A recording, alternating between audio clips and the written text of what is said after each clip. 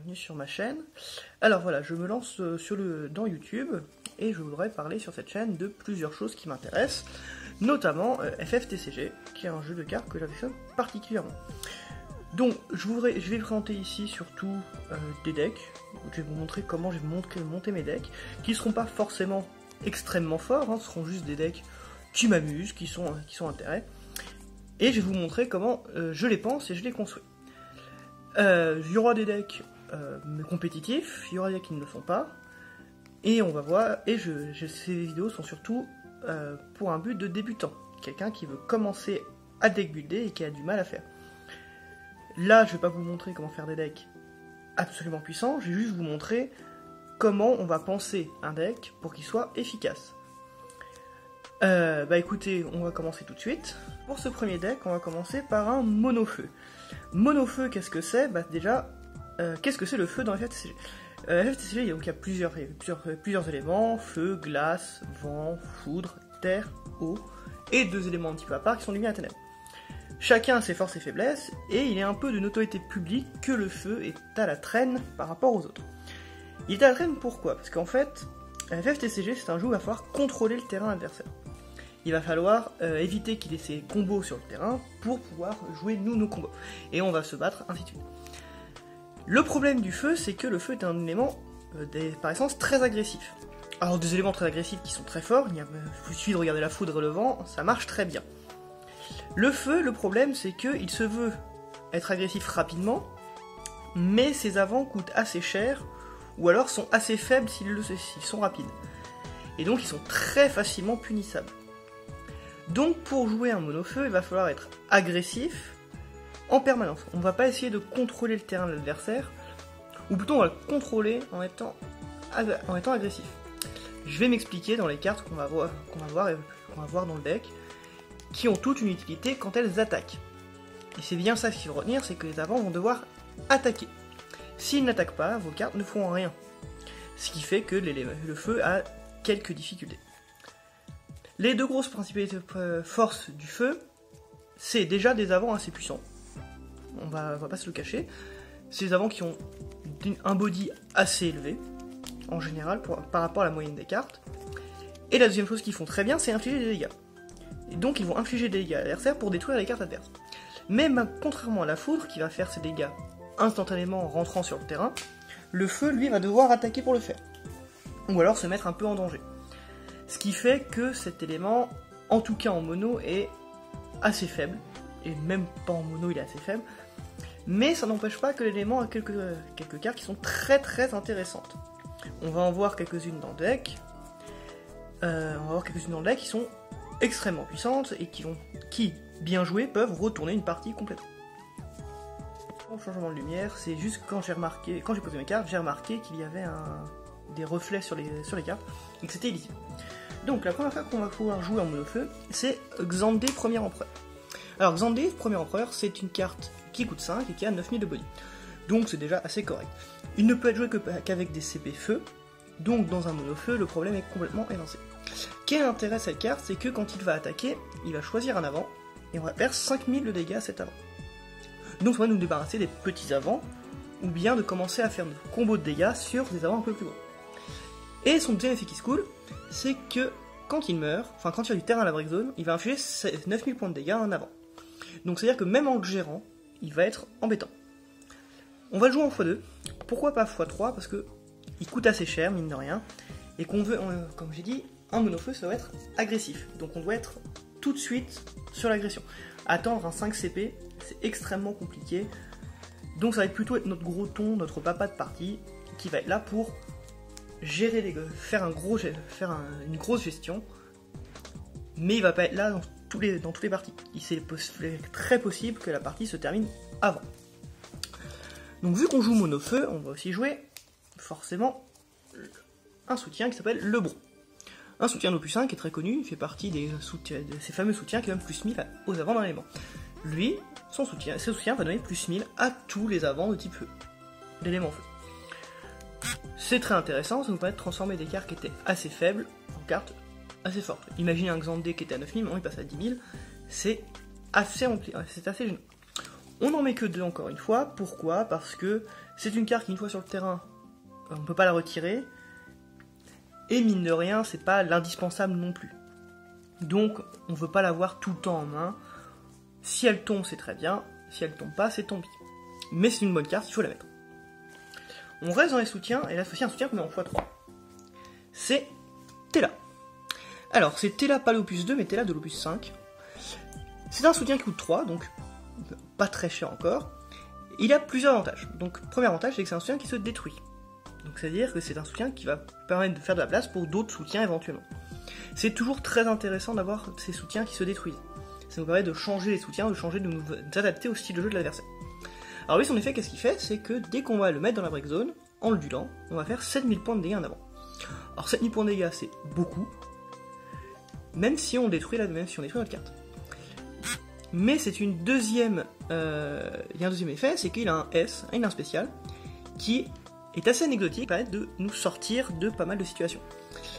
Il va nous faire retirer la première carte du jeu, et on va afficher 4000 points de dégâts par CP infligé, par CP de la carte qui a été retirée du jeu. C'est intéressant parce que ça nous permet, en général, toutes nos cartes valent 2 au minimum. Donc ça fait on est à 8000 points de dégâts assurés. Et la différence entre 7000 points de dégâts et 8000 points de dégâts est énorme parce qu'il y a beaucoup d'avants qui sont gênants à 8000. Donc c'est une option intéressante pour s'en débarrasser d'avants qui sont gênants pour nous. Voilà. Donc Tela en x3, c'est obligatoire. Pour moi, c'est obligatoire. Ensuite, toujours les soutiens qu'on va jouer en x3. On va jouer 3 érudits de l'opus 4. Alors, érudit, c'est un petit soutien à 2. Alors, pourquoi les soutiens à 2 sont très importants? Parce que ça permet de poser des soutiens très vite dans la partie. Et vu qu'on pose des soutiens très vite dans la partie, ça nous permet de poser plus rapidement nos avants ou nos cartes plus chères. Donc, un tour 1 à 2 soutiens, c'est excellent. Il faut essayer d'avoir ça, donc il faut essayer d'avoir le plus de soutiens à 2 possible dans le deck. Donc, celui, c'est un petit soutien, il paye 1. On va le dueler, on va le mettre en break zone. Encore un soutien qui se détruit, c'est important. Et là, on va faire 3000 points de dégâts à 2 avants. Ça paye pas de mine comme ça, mais vous allez voir que dans un deck où on va infliger en permanence des petits dégâts à tout le monde, ça nous permet de nous débarrasser d'avant. Donc, c'est une très bonne carte, on la garde. On va jouer ensuite 3 bardes de l'opus 3.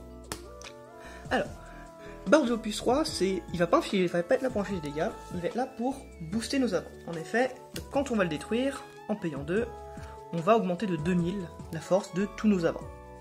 On ne peut utiliser que pour notre tour, donc c'est uniquement en phase d'agression. Mais comme on joue un deck qui ne fait que ça, ce n'est pas un problème. Ça vous permet de transformer nos petites cartes qui n'étaient pas forcément très fortes en cartes qui sont dangereuses. Donc, c'est important. Je trouve que c'est une bonne carte. Je la mets en x3.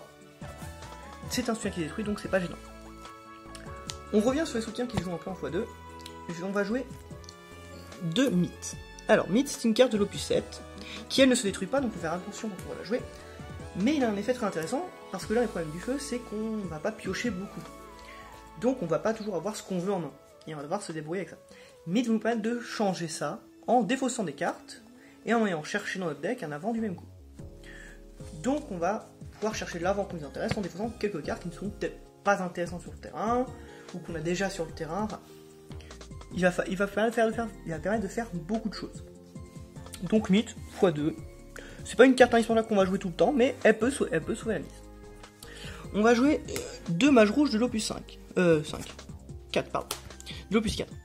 Alors lui, qu'est-ce qu'il fait? C'est qu'il va être là encore pour aider nos combos de dégâts. C'est pas un soutien qui se détruit, donc faut faire un peu attention à pas en trop en mettre. Donc j'en mets que 2. Et de toute façon, je vois qu'en x1 en général sur le terrain. Il n'est pas là pour ça, parce que lui, il va booster les dégâts que vont se prendre en avant. Il va augmenter les dégâts que se prennent en avant de 1000. Et comme je vous ai dit, passer de 7000 à 8000, ça peut être extrêmement intéressant. Donc ça nous permet de transformer des dégâts qui ne tueraient pas en dégâts qui tuent. Et donc un avant géré en plus. Donc pour l'agressivité, c'est excellent. Et enfin, comme dernier soutien qu'on va jouer, on va jouer une selfie de l'opus 6. Pourquoi? Parce qu'on va jouer Zell dans ce deck là, et donc un tuto en X-Burst, ça peut toujours être utile. Voilà. Donc ça c'était la partie soutien. On va partir maintenant sur les avants. Alors, les avants, on a beaucoup plus de choses à dire, parce que c'est là que va être la majorité de votre deck. Alors, vu qu'on veut jouer agressif, on va voir des cartes qui veulent attaquer très rapidement. Donc des cartes qui ont booster. Booster, pour ceux qui ne connaissent pas, c'est une carte qui permet d'attaquer au tour avant frange. Donc on va jouer très rapidement 3 chasseurs au plus 4. Alors, pour 3, ils ont 4000 de force, donc c'est extrêmement faible. Mais ils ont plusieurs intérêts. Déjà booster, donc ils vont attaquer très rapidement. Deuxième chose, ce sont des unités normales. Enfin, ce sont des unités qui ne sont pas uniques, donc on va pouvoir jouer plusieurs sur le terrain. Et enfin, la raison pour laquelle on va la jouer, hein, on va pas se le cacher, c'est son effet. À chaque fois qu'il va attaquer, on va faire 2000 points de dégâts à tous les avants de l'adversaire. Alors, ça a plus 2000, ça paraît pas beaucoup, et ça l'est pas, mais ça a un gros intérêt, c'est que ça ne cible pas. Donc on va éviter plein de problèmes, par exemple, un Jidan Opus, c'est un Jidan qui est un cible aux compétences, et on va pouvoir le blaster comme ça. Donc c'est important de jouer ces genres de cartes qui va nous permettre de taper même à travers les défenses adverses. Même si c'est pas énorme, vous mettez deux chasseurs ensemble, vous attaquez, vous avez fait 4000 à tous les avants. Donc ça peut permettre de passer des cartes fortes, mine de rien. Ensuite, comme j'ai dit, avec celle-ci, on va jouer Zay. Alors lui, on va jouer qu'en x2, parce qu'il coûte 4, donc il coûte un peu cher. Il va être dans la même idée que le chasseur. Lui, il a booster aussi, 4000 de force, mais lui, il va avoir des effets quand il rentre en jeu. Soit il va infliger sa force à un avant, donc 4000 points de dégâts, soit on va détruire un monstre de coût 2 ou moins. Détruire des monstres dans cette méta, c'est très important. Ça peut être détruire des pampas qui vont être très gênants, ça peut être détruire des yaks, ça peut être de gérer des choses pénibles. Faire les dégâts, c'est ce qu'on veut faire, c'est les 3 quarts du temps ce qu'on va faire. Et là où c'est intéressant, c'est qu'on va pas faire 4 points de dégâts, c'est qu'on va infliger la force de zèle à l'adversaire. Donc, si on a une Lebro sur le terrain, on va pas faire 4000, on va faire 5000. Donc faire un 5000 plus une carte qui va agresser tout de suite avec le booster, c'est intéressant. Et du coup, ce qui nous amène sur la troisième carte qu'on va jouer. Alors elle en x2, qui n'est pas indispensable aussi, c'est Lunette. Alors Lunette de l'opus 5, qu'est-ce qu'il fait? C'est que tous nos avant-feux autres que lui vont gagner plus 1000 de force. Ça nous permet de transformer nos cartes comme qui n'étaient pas très fortes en danger potentiel. Imaginez Lebro plus Lunette sur le terrain avec mon petit chasseur. Mon chasseur est à 6000 de force. 6000 de force, c'est pas excellent. Mais à chaque fois qu'il va attaquer, il va faire 2000. Donc c'est à dire que potentiellement, pour s'en débarrasser sans mourir, il faut avoir un 9000 de force. Et là tout de suite, ma petite carte à 3 qui est agressive, et il faut quand même un gros body pour la gérer. Donc là aussi, il va falloir prendre ça en compte. On n'en joue que 2, parce que au final, le bonus de force c'est pas ce qui est le plus intéressant dans le deck, mais son deuxième effet est beaucoup plus intéressant. On peut dueler un total de 3 avant-feu ou soutien-feu activés, et on va faire 2000 points de dégâts en avant, en ciblant. Ça n'a pas l'air fort dit comme ça, mais encore une fois, comme je dis, 2000 points de dégâts, plus 2000, plus 2000, plus 2000, et on détruit un avant. Ça va pas nous servir tout le temps, cet effet-là, mais ça va nous permettre de gratter le petit point de dégâts qui manquait pour détruire l'avant qui nous embête. Donc Lunette, excellente carte, je n'en mets que x2, parce qu'on n'a pas besoin d'en avoir 3 sur le terrain. Et de toute façon, c'est un deck où il va falloir avoir plein d'avants différents sur le terrain. Donc on va pas essayer d'en mettre x3, parce que là, très vite, on se retrouve avec 50 cartes, c'est peu. Donc il va falloir faire des choix. Une autre carte que je trouve excellente, c'est le Seigneur des Ténèbres. Alors Seigneur des Ténèbres, il y a beaucoup de gens qui n'aiment pas cette carte, pour des raisons logiques, parce qu'elle a un gros effet. Déjà pour 3 à 8000, c'est un gros body. C'est fort, donc c'est un avant qui va être dangereux dès qu'il rentre sur le terrain. D'autant plus que, à chaque fois qu'on va rentrer en battle phase, on va choisir un avant et on va faire 3000 points de dégâts. Donc c'est 3000 points de dégâts sans avoir même à attaquer. Il peut faire ça en plus de son attaque, il peut faire ça en plus d'autres effets qui vont arriver. Donc c'est 3000 points de dégâts qui sont mis gratuitement. C'est très fort, et du coup, les développeurs se sont dit, on va lui faire un gros downsize. Et en fait, dès qu'il va rentrer sur le terrain, on va retirer du jeu nos 10 premières cartes de notre deck. C'est embêtant, c'est vraiment embêtant, mais après, on joue un deck agressif, donc on veut finir le jeu très vite. Plus la partie va s'éterniser, moins on va être fort. Donc perdre 10 cartes pour continuer de l'agression en plus, sur la plupart des parties que j'ai faites, c'est pas si gênant que ça. C'est gênant si jamais nos grosses cartes disparaissent, mais ça s'arrête là. Ensuite, on va continuer dans l'optique de faire des dégâts, on va jouer 2 Firion Starter. Alors, pourquoi Firion Starter est intéressant?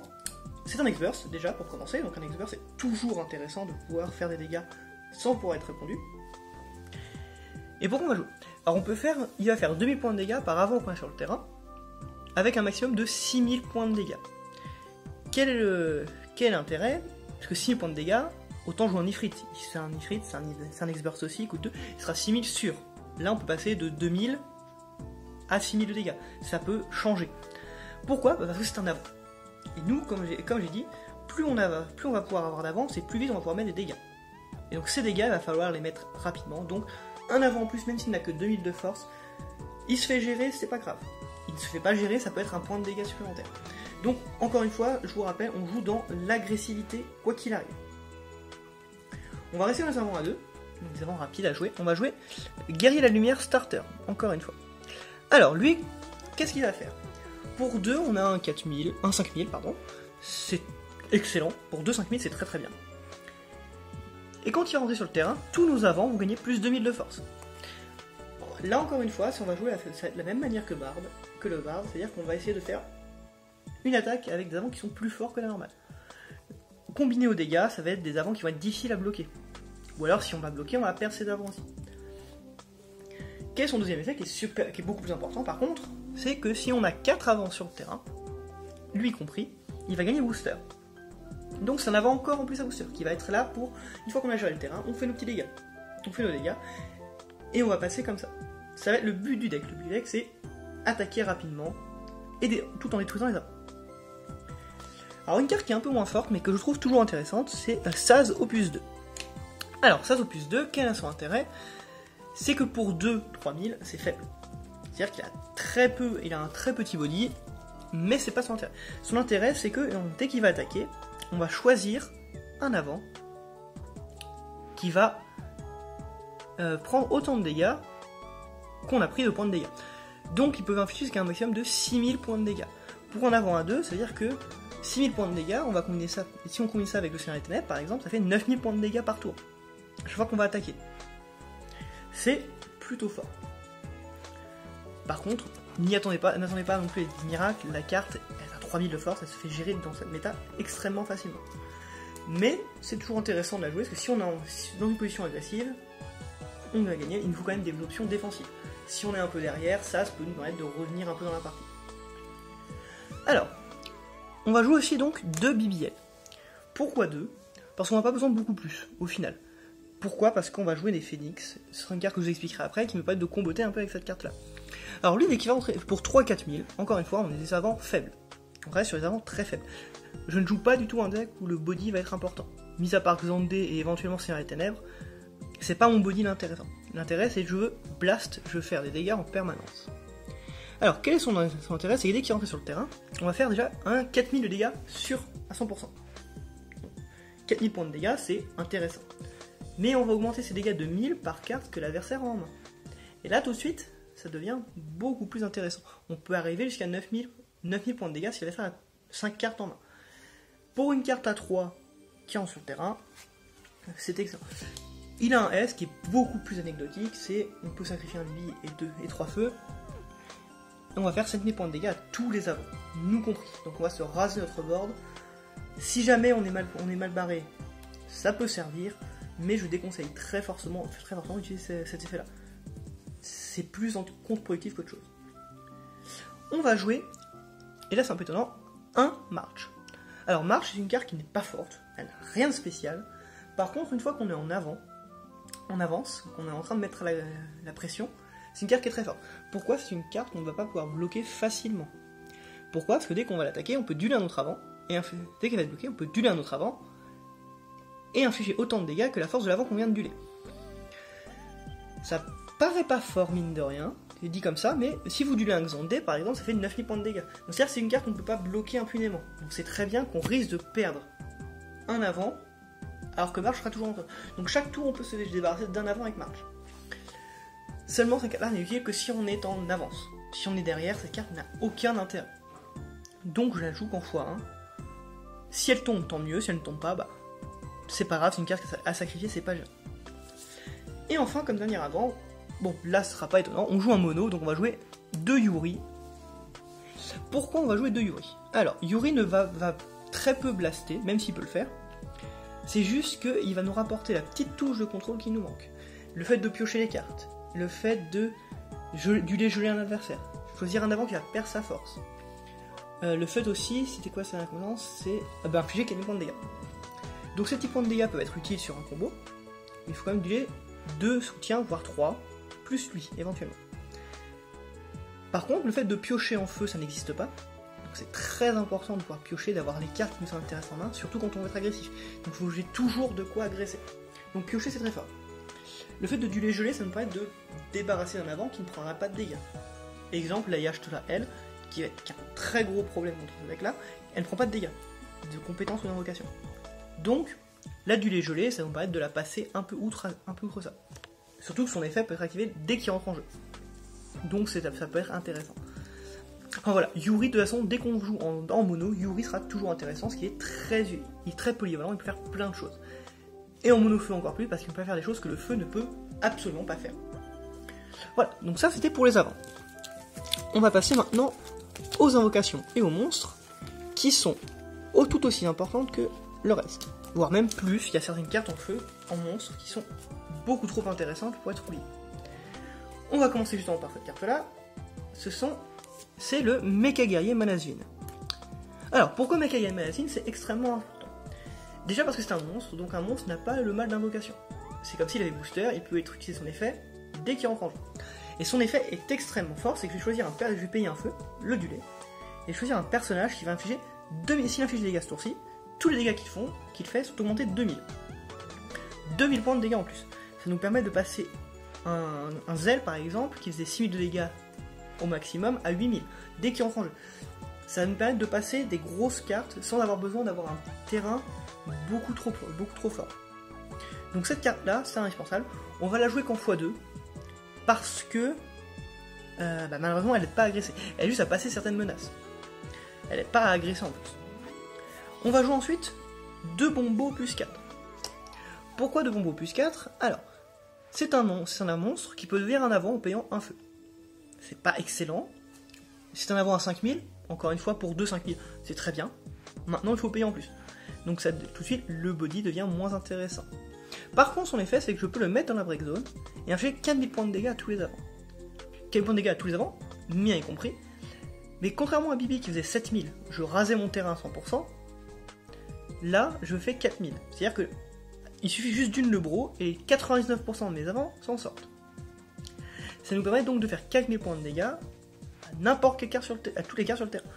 Combiner ça avec des chasseurs qui vont faire les 2000 restes et qui vont faire 2000 en plus. Combiner ça avec un Mecha Guerrier Manasvin qui peut faire donc du 6000 points de dégâts à tous les avants. Ça vous permet de raser un terrain sans être trop embêté.